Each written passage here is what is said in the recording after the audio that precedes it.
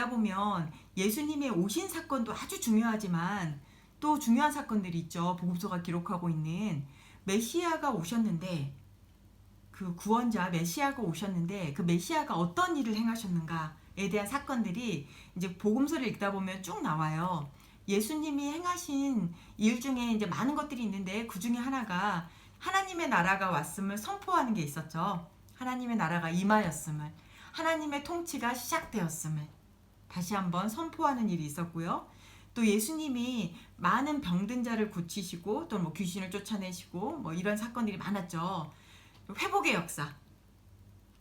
자, 나병 환자가 깨끗함을 받고 또는 뭐 귀머거리가 듣게 되고 눈먼 자가 보게 되고 죽은 자가 살아나고 이런 역사가 있었고요. 그 다음에 또 가난한 자에게 복음을 전하신다고 말씀하셨는데 이제 전체적인 큰 의미에서는 회복이라는 그림을 그려보고 보시면 참 좋을 것 같아요. 이제 구약 성경에서는 샬롬이라고 하는데 하나님이 창조하셨던 목적대로 그 세상이 회복되는 것이 이제 시작되었다. 하나님의 통치가 시작되었다라는 표현인데요. 그게 예수님이라는 그 메시아의 사역을 기록하고 있는 복음서의 내용들입니다. 메시아가 오셨는데 메시아가 어떤 일을 행하고 계시는지, 사람들을 공의와 정의로 다스리시고 또 긍휼함으로 다스리시고 하나님의 통치와 하나님의 나라가 왔음을 선포하시고 그런 사건들이 나와 있고요. 그 사복음서의 또 한 가지 저희가 이제 정말 놓칠 수 없는 아주 중요한 부분 중에 하나는 예수님의 그 구원의 사건, 인류를 모든 사람들을 그 죄 가운데서 구원하는 사건이 어떻게 이루어졌는지 기록하고 있는 장면이 있는데요. 어떻게 이루어졌는지 저희가 사복음서를 보다 보면 십자가의 사건을 통해서 이루어졌죠. 그래서 모든 인류를 구원하시는 그 죄 사함의 사건이 메시아가 아이러니하게 십자가에 못 박혀 죽으시는 사건을 통하여서 모든 인류가 구원을 받게 되는 사건이 이루어졌다고 말하고 있는데요. 자, 그러면 저희가 이제 지난 시간에 창세기 3장부터 시작된 인간의 죄에 대해서 살펴보면서 저희가 이제 구약의 역사를 쭉 살펴봤는데요. 끊임없이 하나님께 불순종하고 끊임없이 공의와 정의를 행하지 않는 그 하나님의 백성들의 모습들이 이스라엘 역사 가운데, 구약 가운데 끊임없이 기록되어 있고 그 문제가 해결이 안 된 채로 이제 하나님이 정말 근원적인 해결 방식으로 그 메시아가 오심, 하나님이 직접 찾아오심이라는 사건이 있었고요.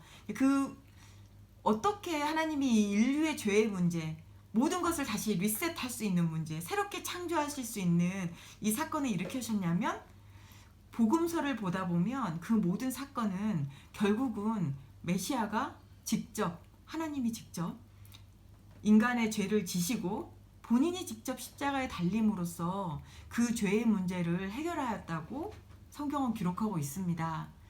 다시 한번 이사야를 봤으면 좋을 것 같아요. 이사야 53장을 보면요. 구약 성경에 그 메시아에 대한, 그러니까 메시아가 실제로 하나님의 종이, 하나님이 보내신 메시아가 고난을 받고 죽음을 통하여서 죄를 사하겠다라는 이야기가 많이 나와 있지 않은데요. 특별히 이사야서, 아까 제가 40장부터 55장까지 말씀을 드렸는데요. 하나님의 구원의 역사. 이사야 53장에 보면 이 내용들이 아주 자세하게 나와 있습니다. 그래서 하나님이 보낸 종, 하나님이 보낸 사람에 대한 이야기인데요.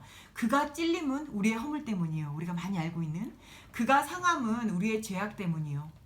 그가 징계를 받음으로 우리가 평화를 누리고 그가 채찍에 맞음으로 우리가 나음을 입었도다. 마가복음에 보면 예수님께서 나는 내 목숨을 너희 죄를 위하여 대속물로 주러 왔다라고 말씀하세요. 요한복음을 보면 또 예수님께서 하늘에 미랄이 떨어져서 죽지 않으면 생명을 낼 수가 없다고 말씀하세요. 그래서 결국 그 예수님의 십자가 사건이 일어났을 때, 예수님이 십자가에 못 박혀 돌아가시고 부활하시고 나서 예수님의 제자들이 그 성경, 구약의 성경, 본인들의 성경이었죠. 성경을 읽는 눈이 정말 열렸던 것 같아요.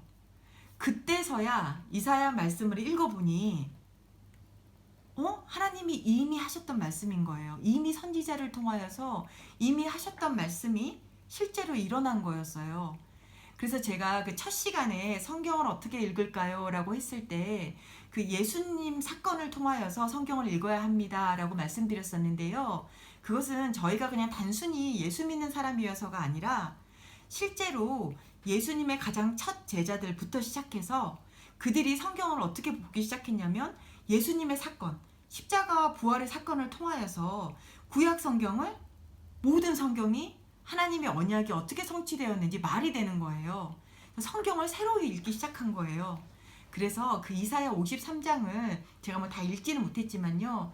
끝까지 이제 한 장이 별로 길지 않아요. 한번 읽어보시면 실제 예수님이 메시아가 어떻게 그가 찔림으로 그가 징계를 받음으로 그가 맞음으로 그가 죽음으로 모든 사람을 우리를 죄악에서 어떻게 구원하셨고 우리가 어떻게 나음을 입었고 우리가 어떻게 평화를 누리게 됐는지에 대한 설명을 이사야 53장이 하고 있다는 것을 다시 한번 보실 수 있을 것 같고요.